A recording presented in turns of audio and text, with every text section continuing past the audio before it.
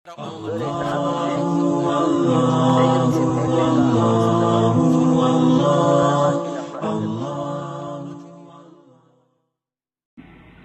انتہائی محترم دوستو، بزرگو، عزیزو، دین امانت ہے، اور اس امانت کی ادائیگی کا تقاضا یہ ہے کہ اس کو امت تک اس اسلوب اور طریقے کے ذریعے پہنچایا جاوے جو اسلوب اور مزاج محمد صلی اللہ علیہ وسلم اور آپ کے صحابہ کا تھا. کیونکہ جس طرح دین امانت ہے کہ اس کو امت تک بلا کسی تحریف کے پہنچاؤ، اسی طرح دین کی محنت بھی امانت ہے. دین بھی امانت ہے اور دین کی محنت بھی امانت ہے کہ اس کو امت تک بلا تحریف پہنچاؤ. جیسے دین امانت ہے ایسے دین کی محنت بھی امانت ہے. کہ حضور اکرم صلی اللہ علیہ وسلم نے امت کو دو چیزیں دی ہیں، ایک دین اور دوسرے دین کی دعوت. جو کہ ہے جس طرح دین میں اتباع سنت ہے ہر شعبے کے حکم میں، اس طرح دین کی دعوت میں بھی اتباع سنت ہے.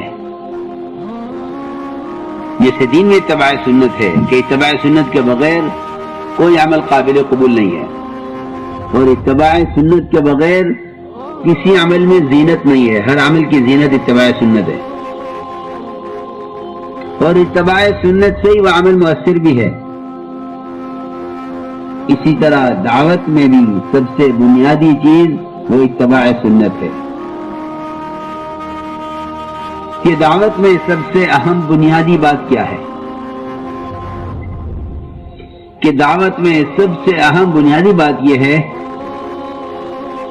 کہ اس کام کے کرنے والوں کی نیتوں میں نبوت والی وسعت ہو.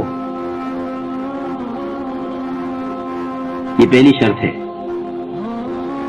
کہ اپنی نیتوں میں وسعت پیدا کرو. علاقائیت سے، قومیت سے، زبان سے، خاندان سے، اس سب سے آگے جا کر کام ہوگا. اس لیے کہ یہ ساری شکلیں ان کی نیتوں کو، ان کے ارادوں کو محدود کرنے والی ہیں. اس لیے حضور اکرم صلی اللہ علیہ وسلم نے امت بنائی ہے. آپ کا طرز دعوت اور آپ کا امت کے ساتھ معاملہ وہ قومیت یا زبان رنگ کی بنیاد پر نہیں ہے، بلکہ آپ کا معاملہ امت کے ساتھ باعتبار امت کے ہے. اس لیے سب سے بنیادی چیز آپ کی دعوت میں یہ ہے کہ آپ کی دعوت میں عمومیت ملے گی. حضور اکرم صلی اللہ علیہ وسلم نے اس کام سے کوئی قوم، کوئی طبقہ نہیں تیار کیا،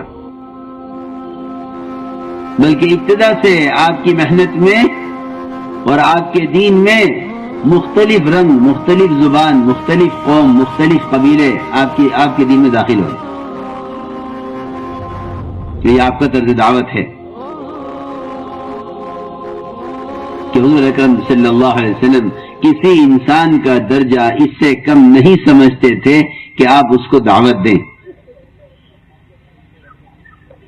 یہ میں نے بنیادی بات عرض کی ہے کہ داعی کی نیت میں نبوت والی وسعت ہو. یہ سب سے پہلی شرط ہے، تب تو امت بنے گی. اور اگر نیتوں میں تنگیاں ہیں اور دلوں میں تنگیاں ہیں تو اس سے فرقہ بنے گی، امت نہیں بنے گی. اس سے فرقہ بنے گی، امت نہیں بنے گی. امت بننے کے لیے اپنے آپ کو طبقاتی مزاج سے اوپر لانا پڑے گا. یہ امت بننے کے لیے شرط ہے کہ امت کا ترجمہ یہی ہے، الذی یعلم الناس الخیر، کہ جو لوگوں کو بھلی بات سکھلائے وہ امت ہے. تو ہم نے عرض کیا کہ آپ کی دعوت میں اور آپ کے طریقے جہود میں عمومیت ہے. اس لیے ہمارے کام کی سب سے بنیادی چیز وہ عمومیت ہے. سب سے بنیادی چیز عمومیت ہے. اس لیے فرمایا حضور اکرم صلی اللہ علیہ وسلم نے ایک روایت میں کہ عموم میں رہنا اور جماعت کے ساتھ چمٹ کر رہنا اور مسجد والا بن کر رہنا یہ ہر زمانے کے فتنوں سے بچنے کا ذریعہ ہے. فتنے آئیں گے کہ ان فتنوں سے بچاؤ کے کیا ذریعہ ہے؟ کہ ان فتنوں سے بچاؤ کے لیے 3 شرطیں ہیں. تین بنیادی حکومت دی ہیں. صحیح حدیث ہے کہ انسان کا بھیڑیا شیطان ہے، اس کے حملے سے بچنے کے لیے 3 کام کرو. پہلا کام یہ کہ عموم میں رہو. دوسرا کام یہ ہے کہ جماعت کے ساتھ چمٹ کر رہو، تنہا مت رہو. اور تیسرا کام یہ ہے کہ اپنا آپ کو مسجد کا عادی بناؤ. اگر یہ 3 کام کرو گے تو فتنوں سے بچے رہو گے.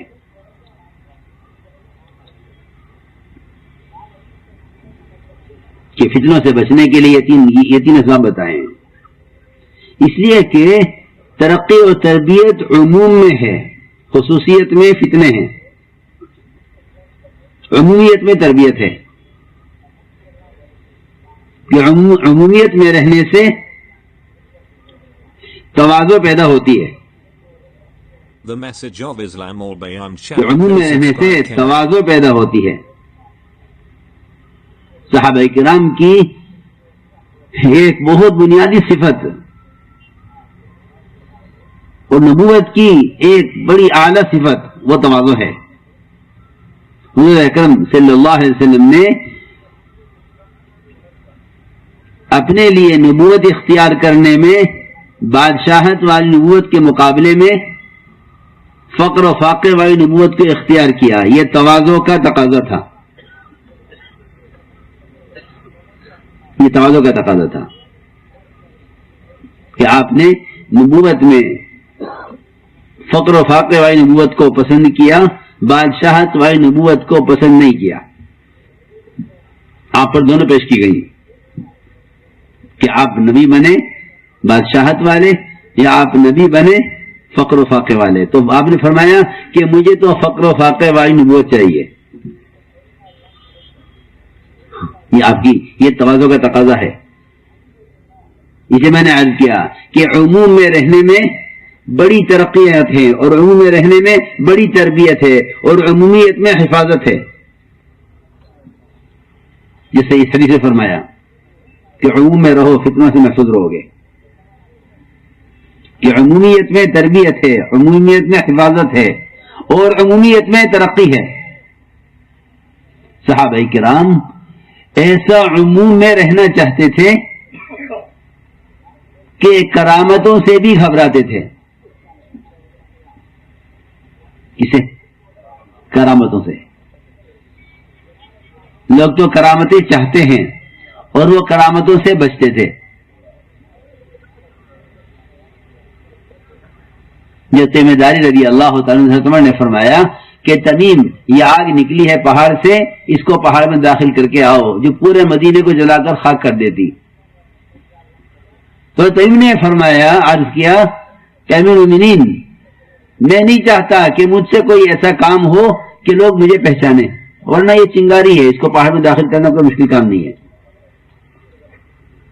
لیکن میں نہیں چاہتا کہ میرا کوئی فعل ایسا ظاہر ہو کہ جس سے لوگ مجھے سمجھیں اور سمجھے کہ ذمہ داری کی کرامت ظاہر ہو ہے کہ تم نے کام کیا ہے. میں نہیں، کسی وجہ سے کرا لیجیے، ورنہ یہ کوئی مشکل کام نہیں ہے. ایک چنگاری ہے، اس کو پہاڑ میں داخل کرنا کوئی مشکل کام نہیں ہے، مگر میں نہیں کروں گا، کسی وجہ سے کرا لیجیے.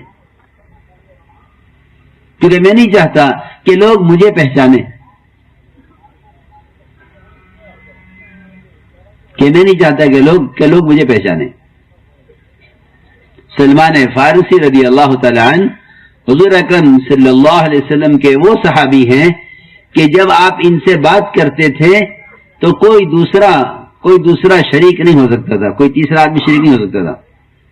اتنا قرب تھا سلمان فارسی رضی اللہ تعالیٰ کو حضور اکرم صلی اللہ علیہ وسلم سے. یہ مقام تھا صحابہ میں کہ جب آپ سلمان فارسی سے بات کرتے تھے تو کوئی تیسرا شریک نہیں ہو سکتا تھا. یہ ان کا مقام تھا. لیکن تواضع اور اپنے آپ کو عموم میں رکھنا اور عمومیت میں رہنے کا ایسا مزاج تھا کہ دو آدمی سلمان فارسی رضی اللہ تعالیٰ عنہ کی ملاقات کے لیے آئے ان کے علاقے میں زیارت کے لیے. یہ صحابی ہیں، چلو ان کی زیارت کرتے ہیں.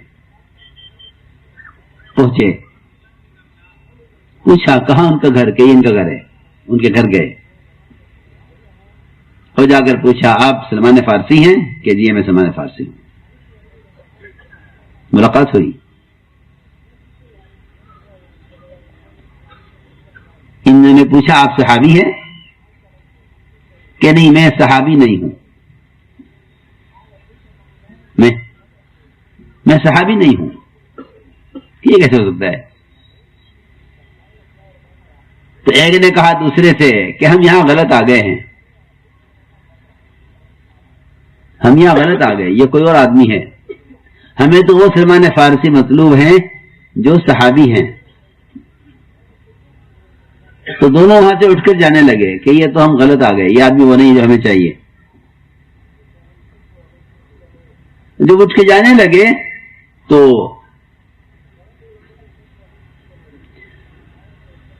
سلمان فارسی رضی اللہ عنہ فرمایا کہ تم کس سلمان فارسی کی تلاش میں ہو؟ کہ وہ سلمان جو حضور اکرم صلی اللہ علیہ وسلم کے ساتھ غزوات میں ہوتے تھے، سفر حضر میں ساتھ ہوتے تھے، مشوروں میں ساتھ ہوتے تھے. مقام تھا ان کا. غزوہ خندق جو ہوا ہے وہ سلمان فارسی کے مشورے پر ہوا ہے. خندق ان کے مشورے پر کھودی گئی ہے. اتنا جو مقام ہے. لوگوں نے کہا ہاں ہم انہی سلمان کی تلاش میں ہیں. تو فرمایا کہ میں ہوں تو وہ لیکن صحابی نہیں ہوں. کہ کیسے ہو سکتا ہے؟ کیونکہ جس نے حضور اکرم صلی اللہ علیہ وسلم کو ایک مرتبہ دیکھ لیا وہ صحابی ہو گیا ایمان کے ساتھ. تو میں عرض کر رہا تھا کہ یہ ان کی تواضع کی بات تھی کہ اپنے آپ کو چھپانا چاہتے تھے.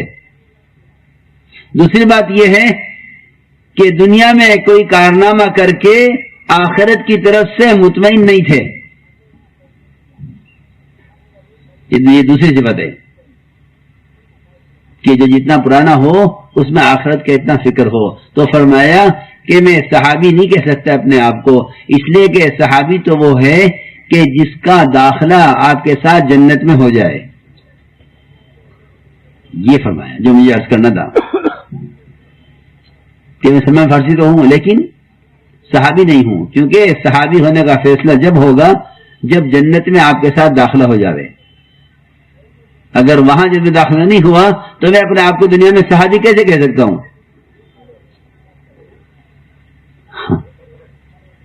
کہ میں اپنے آپ کو صحابی کیسے کہہ سکتا ہوں اگر میرا داخلہ جنت میں نہ ہوا آپ کے ساتھ؟ ہاں جس کا داخلہ آپ کے ساتھ جنت میں ہو جائے وہ صحابی کہلائے. تو میں نے عرض کیا کہ یہ سب سے بڑی صفت تواضع، اس کو میں نے عرض کیا کہ اللہ رب العزت اپنے کام کے لیے ان کو منتخب کرتے ہیں. اللہ اپنے کام کے لیے ان کو منتخب کرتے ہیں جن کے اندر یہ صفت ہوتی ہے، صفت تواضع. کہ اللہ تعالیٰ ایسے لوگوں کو منتخب فرماتے ہیں اپنے کام کے لیے جن کے اندر یہ صفات ہوتی ہیں کہ ان کے دلوں میں وسعت ہو امت کے لیے تو اللہ ان سے دعوت کا کام لیں گے. ان کے دل میں فکر ہو امانت کی ادائیگی کا تو اللہ ان سے کام لیں گے.